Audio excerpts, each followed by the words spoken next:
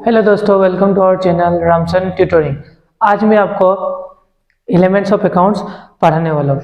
इससे पहले मैंने एलिमेंट्स अकाउंट्स ही आपको पढ़ाया था, उसी को मैं आज कंटिन्यू करने वाला हूँ। एलिमेंट्स ऑफ अकाउंट्स में हम लोगों ने ये पढ़ा था कि एसेट्स क्या होता है, लायबिलिटीज क्या होता है। आज मैं एलिमेंट्स ऑफ अकाउंट्स का एक न्यू पार्ट लेके आया हूँ, जहाँ पे मैं आपको ये पढ़ाने वाला हूँ कि कैपिटल क्या होता है, इनकम क्या होता है एंड एक्सपेंसेस क्या होता है। तो चलिए गाइस, बिना किसी देरी के स्टार्ट करते हैं। ठीक है, सबसे पहले हम लोग का ये टॉपिक होने वाला है कि कैपिटल क्या होता है। सबसे पहले हम लोग का ये टॉपिक होने वाला है कि कैपिटल क्या होता है। ठीक है, तो मैं पहले एक एग्जांपल लूंगा जिससे कि आपको कैपिटल और आसानी से समझ में आ जाए। ठीक है, तो एक एग्जांपल में लेता हूँ। लेट सपोज, मान लीजिए एक ये पर्सन है, बताइए ये कौन होने वाला है। आपको भी पता है ये कौन होगा। ये है मिस्टर पीके। मिस्टर क्या है? पीके, जो दिन भर पीते रहते हैं और इधर उधर गिरते रहते हैं। ठीक है, ये मिस्टर पीके, इन्होंने सोचा कि मैं एक कंपनी स्टार्ट करूंगा। क्या स्टार्ट करूंगा? मैं एक कंपनी स्टार्ट करूंगा। तो ये मान लीजिए एक कंपनी स्टार्ट करेंगे। ठीक है, ये मान लीजिए इनका एक कंपनी है।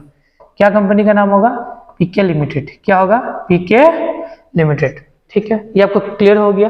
तो मिस्टर पीके चाहते हैं कि मैं एक कंपनी स्टार्ट करूंगा जिसका नाम होने वाला है पीके लिमिटेड। ठीक है, तो इस कंपनी को स्टार्ट करने के लिए मिस्टर पीके ने अपने कंपनी में, मान लीजिए कंपनी को स्टार्ट करने के लिए 1 CR मतलब 1 करोड़ रुपया अपने कंपनी में इन्वेस्ट किया। क्या किया? अपने कंपनी में 1 करोड़ रुपए क्या किया? लगाया। तो इसी को हम लोग क्या बोलते हैं पता है? इसी को हम लोग क्या बोलते हैं? कैपिटल। क्या बोलते हैं? कैपिटल बोलते हैं। मतलब मिस्टर पीके ने अपने बिजनेस में जो भी पैसा इन्वेस्ट किया है उसी को क्या बोलते हैं? कैपिटल बोलते हैं। ये बात आपको आई होप बढ़िया से अब समझ में आ गया होगा। ठीक है, मैं इसको और कंटिन्यू करूंगा।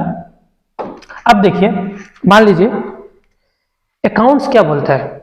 अकाउंट्स ये बोलता है कि बिजनेस एंड बिजनेसमैन, ये दोनों क्या होता है पता है? बिजनेस एंड बिजनेसमैन दोनों क्या होते हैं? एक नहीं होते, ये दोनों क्या सेपरेट होते हैं। ठीक है, बिजनेस अलग, बिजनेसमैन अलग। ठीक है, तो मिस्टर पीके ने अपने बिजनेस में 1 CR रुपीस लगाया था। तो मैं क्या बोलूं कि मिस्टर पीके अलग है, बिजनेस अलग है। तो बिजनेस ने क्या, किसने? बिजनेस ने मिस्टर पीके से 1 CR रुपया लिया। आफ्टर डेट, जब कुछ सर्टेन पीरियड ऑफ द बाद क्या होगा? बिजनेस को भी मिस्टर पीके को क्या होगा? जो कैपिटल बिजनेस ने लिया था उसके बिहाफ में मिस्टर पीके को पैसा बाद में लौटाना पड़ेगा। ये बात समझ में आपको? ठीक है, कैसे कि मान लीजिए मिस्टर पीके ने 1 CR रुपीस बिजनेस में लगा दिया। तो बिजनेस का ये काम क्या होगा? बिजनेस का यही काम होगा कि मिस्टर पीके ने जो पैसा लगाया है उस पैसा को तो बिजनेस को लौटाना ही पड़ेगा। मिस्टर पीके को साथ में साथ इस पैसा का साथ उन्हें क्या लौटाना पड़ेगा? प्रॉफिट भी लौटाना पड़ेगा। क्या लौटाना पड़ेगा? प्रॉफिट। इसीलिए बिजनेस को, मिस्टर पीके को जो पैसा लौटाना होता है, इसीलिए बिजनेस के लिए, किसके लिए? बिजनेस के लिए क्या होता है? कैपिटल लायबिलिटीज होता है। क्या होता है? बिजनेस के लिए कैपिटल क्या होता है?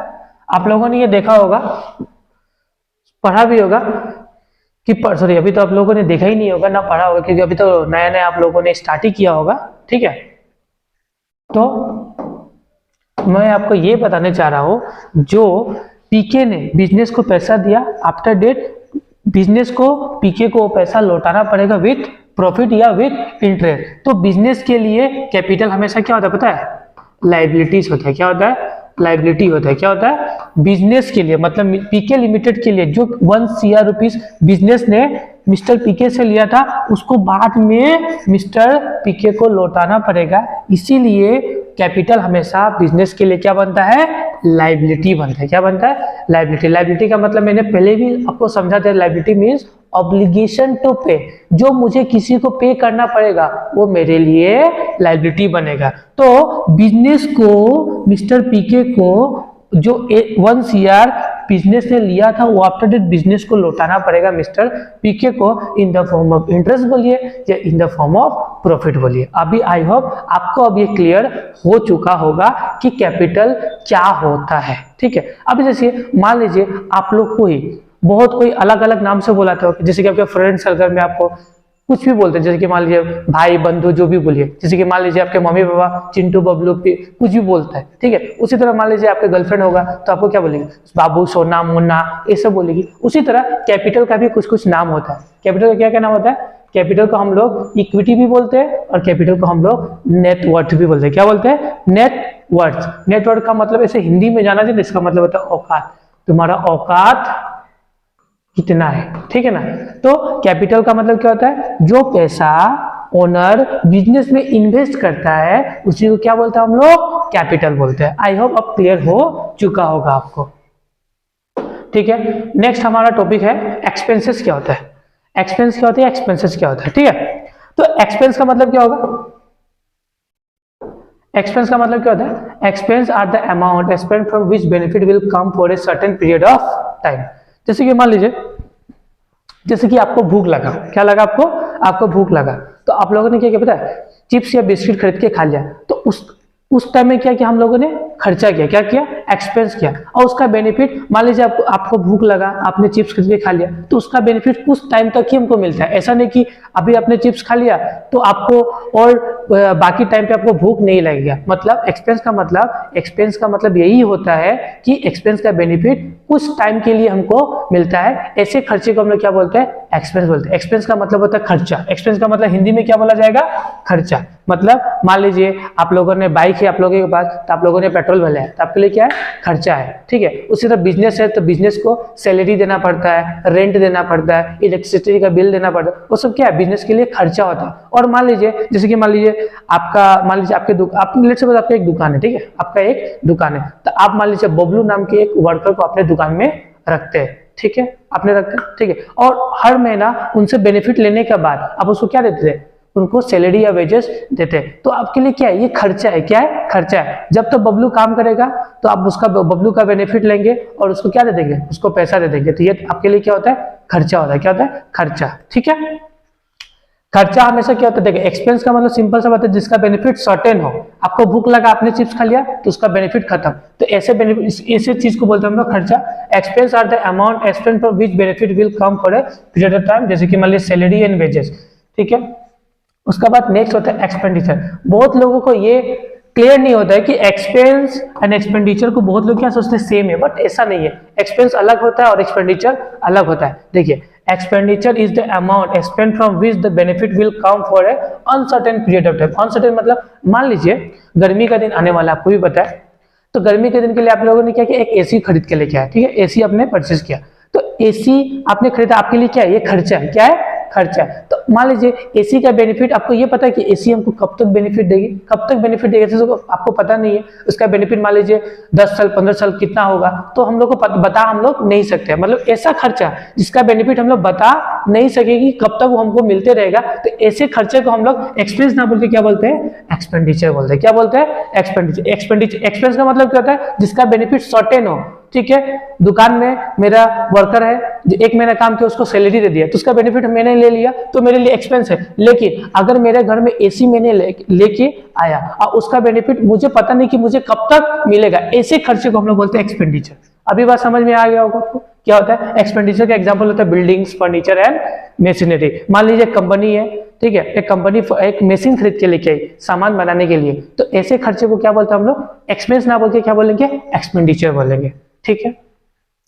उसका बाद नेक्स्ट आपका टॉपिक होने वाला है कि रेवेन्यू क्या होता है। रेवेन्यू क्या होता है, ठीक है। रेवेन्यू का मतलब देखिए क्या होता है। रेवेन्यू क्या होता है? Revenue is the total amount of the money earn by a company और organisation through its business activities during a specific period of time. मतलब जैसे कि मान लीजिए मेरा एक कंपनी है, मेरा कंपनी का काम है मान लीजिए सीमेंट बनाना। क्या बनाना? मेरा एक कंपनी है, मेरा कंपनी का काम है सीमेंट बनाना। सीमेंट बना के जो मैं पैसा जनरेट कर रहा हूँ, तो मेरे लिए क्या होगा? रेवेन्यू होगा। आइदर वो गुड्स भी हो सकता है, आइदर वो सर्विसेज। मान लीजिए मेरा एक ट्यूशन सेंटर है, इसका नाम है रामसन ट्यूटरिंग।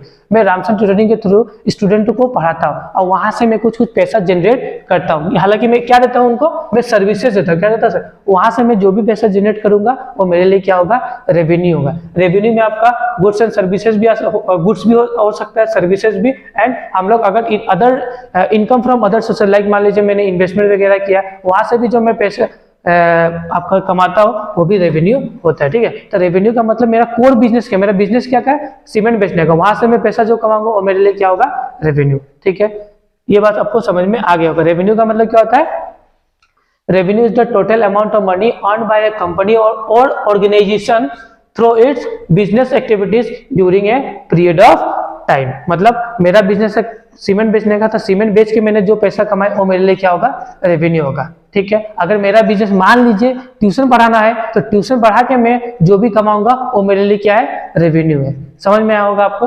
ठीक है, फिर नेक्स्ट होता है,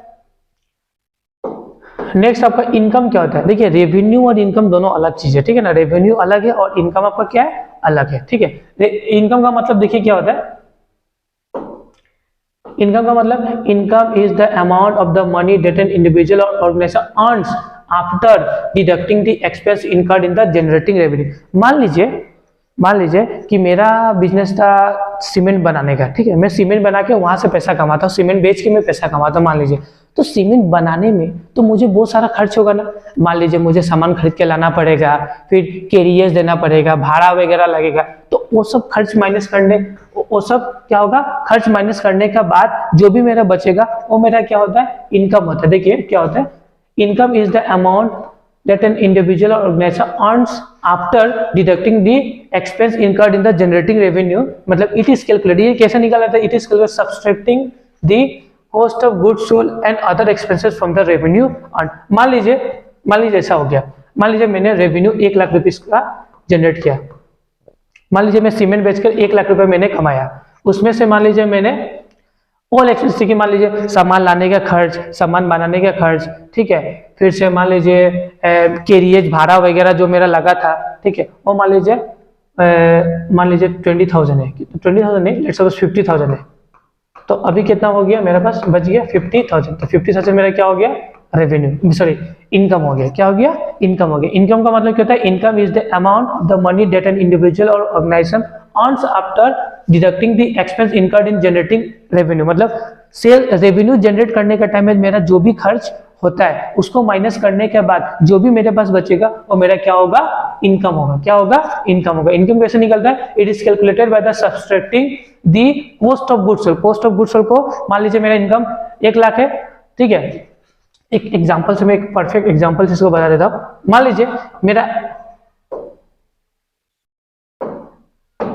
लीजिए मैंने 1 लाख का क्या 1 लाख का मैंने क्या किया, रेवेन्यू कमाया। 1 लाख का मैंने क्या किया, रेवेन्यू कमाया सीमेंट बेचकर। सीमेंट मेरा बिजनेस क्या था, सीमेंट बेचने का। तो सीमेंट मेरे लिए गुड्स है, तो मैंने गुड्स बेच के 1 लाख रुपया कमाया। कितना कमाया, 1 लाख रुपीस। ठीक है, 1 लाख रुपीस में मेरा COGS का मतलब था cost of good sold.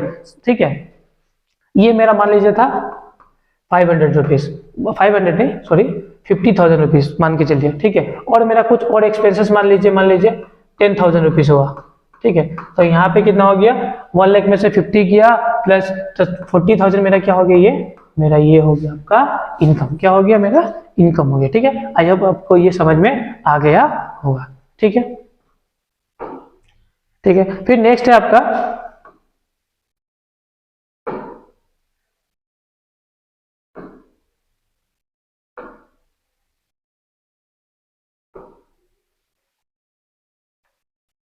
Income. I hope आपको क्लियर हो गया होगा। अभी नेक्स्ट आपका प्रॉफिट क्या होता है। मान लीजिए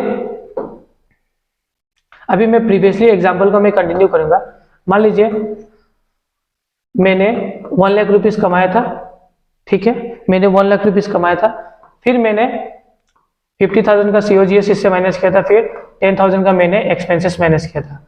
ठीक है, अब मान लीजिए और कुछ एक्सपेंसेस होगा, तो मान लीजिए और 10,000 का एक्सपेंसेस था, और मान लीजिए मैंने गवर्नमेंट को 5,000 का क्या कर दिया था, टैक्स मैंने दिया था। क्या दिया था, टैक्स मैंने किया था। तो अब कितना हो गया आपका 1 लाख, 1 लाख में से 50 गया तो कितना बचा आपका 50,000 में 10,000 गया था आपका बचा 40,000, 40,000 में 3 गया था आपका कितना बचा 30,000, एंड 30,000 में 5 गया था कितना बचा 25। तो ये 25 का क्या हो गया 25 हो गया का प्रॉफिट। क्या हो गया प्रॉफिट, मतलब profit is the amount of the money remains after all expenses, मतलब जितना भी तरीके मान लीजिए मैंने रेवेन्यू कमाया, रेवेन्यू कमाने के बाद फिर मैंने क्या किया इनकम कमाया, इनकम कमाने के बाद फिर मुझे और बहुत सारा खर्चा होता है और एक्स्ट्रा बहुत सारा खर्चा, जैसे कि मान लीजिए मेरा घर है तो मेरे घर में फेस्टिवल्स वगैरह होता है तो फेस्टिवल वगैरह का खर्चा, फिर मैं गवर्नमेंट को जो टैक्सेस भरता हूँ वो टैक्सेस को हटाने का बाद जो भी मेरे पास बचेगा वो मेरे लिए क्या होगा इनकम होगा। क्या होगा मेरे लिए इनकम होगा। ये बात आई होप आपको अब समझ में आ गया होगा। मतलब इनकम आपका अलग होता है, रेवेन्यू आपका अलग है और आपका प्रॉफिट क्या होता है अलग होता है। ये बात आई होप समझ में आ गया होगा आपको। ठीक है, मैं आपको छोटा मोटा इसका एक समरी देता हूं जिससे कि आपको और क्लैरिटी आ जाए। ठीक है, देखिए क्या लिखा है notes, difference between revenue income and capital. Revenue income and profit में क्या क्या डिफरेंसेस होता है। ठीक है, in a summary revenue is the total income generated by business. मान लीजिए मेरा बिजनेस है सीमेंट बेचने का, तो सीमेंट बेच के मैंने जो प्रॉफिट कमाया वो मेरे लिए क्या होगा रेवेन्यू होगा। क्या होगा मेरे लिए रेवेन्यू होगा। ठीक है, समझ में आ गया आपको। फिर income is the amount of money earn after deducting the expenses. फिर उस जो मैंने सेल्स किया था सीमेंट बेच के उस सेल्स करने का टाइम में तो मुझे कुछ खर्च होगा ना, जैसे कि मान लीजिए सामान लाने का खर्च, फिर माल उतारने का खर्च, तो वो भी जो भी खर्च होगा वो उसको मैं माइनस करूंगा। उसके बाद मेरा क्या निकल के आ जाएगा मेरा इनकम निकल के आ जाएगा। ठीक है, फिर प्रॉफिट क्या होता है profit is the amount of the money earned deducting after all expenses and taxes. मतलब जितना भी तरीके का एक्सपेंसेस, जैसे कि आपके मान लीजिए वाइफ होगी, वाइफ पे खर्चा, वाइफ के बच्चों का खर्चा उससे खर्चा, तो वो सब माइनस करने के बाद और गवर्नमेंट को टैक्स देने के बाद वापस जो आपके पास हाथ में बचेगा वो आपके लिए क्या होगा प्रॉफिट, एक्चुअल प्रॉफिट आपको वो होगा। ठीक है, फिर बहुत लोगों का ये भी डाउट होता है गेन क्या होता है सर, गेन क्या होता है, गेन क्या होता है। ठीक है ना, तो गेन सिंपली मैं बताना चाह रहा हूँ कि मान लीजिए मेरा बिजनेस है सीमेंट बेचने का। आपको भी पता है मेरा बिजनेस क्या है सीमेंट बेचने का। ठीक है, मैं सीमेंट बेचता हूँ। ठीक है, सीमेंट बनाता हूँ भी हूँ, कभी कल सीमेंट में खरीद के लाता भी हूँ, उसको बेचता हूँ, ट्रेडिंग भी करता हूँ, बनाता हूँ, मैन्युफैक्चर बहुत करता हूँ। ठीक है, तो मान लीजिए मेरा बिजनेस है सीमेंट बेचने का। ठीक है, तो सीमेंट बेचने का मेरा बिजनेस है, तो मैं अकाउंटिंग करने के लिए मैंने क्या किया एक लैपटॉप परचेस किया। क्या किया मैंने एक लैपटॉप परचेस किया। मान लेट्स सपोज लैपटॉप का कॉस्ट उस टाइम में कितना था 10,000 रुपीज था। कितना था सॉरी 10,000 नहीं, उसका लैपटॉप का कॉस्ट था 7,000 रुपीज। कितना था लैपटॉप का कॉस्ट था आपका 7,000 रुपीज में मैंने एक लैपटॉप खरीदा। लेकिन मैं पुराने एक्चुअली मुझे लैपटॉप चलाना उतना नहीं आता था। ठीक है, तो मैंने क्या किया पता है, बाद में मुझे लैपटॉप चलाने तो आता नहीं है, तो मैंने क्या किया उस लैपटॉप को बेच दिया दूसरे पर्सन को, और मैंने 7 में खरीद के कितना में बेच दिया 10,000 रुपीज में। कितना में मैंने 7,000 में लैपटॉप खरीदा था उसे मैंने 10,000 रुपीज में बेच दिया। तो मेरा यहाँ पे कितना फायदा हो गया 3,000। तो इसको मैं प्रॉफिट इनकम ना बोल के मैं इसे क्या बोलूंगा गेन बोलूंगा। क्या बोलूंगा गेन बोलूंगा। ठीक है, गेन का मतलब ही क्या होता है it is the monetary benefit profit और resulting from the non business activities. मेरा काम है सीमेंट बेचना, ना कि मेरा काम था लैपटॉप बेचना। लैपटॉप बस मैंने किस लिए लाया था बस अकाउंटिंग करने के लिए। लैपटॉप मेरे लिए क्या एसेट्स था, जो एसेट्स बेच के जो मैंने पैसा कमाया उसको मैं प्रॉफिट ना बोल के क्या बोलूंगा गेन बोलूंगा। ठीक है, आई होप आज का क्लास आपको अच्छा से समझ में आ गया होगा। अगर मान लीजिए इस क्लास के रिलेटेड आपको कुछ भी क्वेरी हो तो प्लीज कमेंट बॉक्स में कमेंट कीजिएगा, जिससे मैं आपको क्वेरी को रिजॉल्व कर दूं। ठीक है, और मैं आज मैंने जो पढ़ाया था ये जो भी मैंने आज को ये पढ़ाया कुछ में, तो वह मैं पीडीएफ के फॉर्म में आपको डिस्क्रिप्शन बॉक्स में डाल दूंगा, वहां से आप जाकर डाउनलोड कर लीजिएगा। ठीक है, और कुछ भी डाउट हो कुछ भी क्वेरी हो तो आप मुझे आराम से कमेंट कीजिएगा, कोई प्रॉब्लम नहीं है, डरिएगा मत। ठीक है, thank you guys for watching this video. Please guys like comment and subscribe to our channel. मिलते हैं हमारे नए वीडियो में, जहां पे मैं आपको और अकाउंटिंग टर्म्स के बारे में पढ़ाने वाला हूं जो और इंटरेस्टिंग होने वाला है।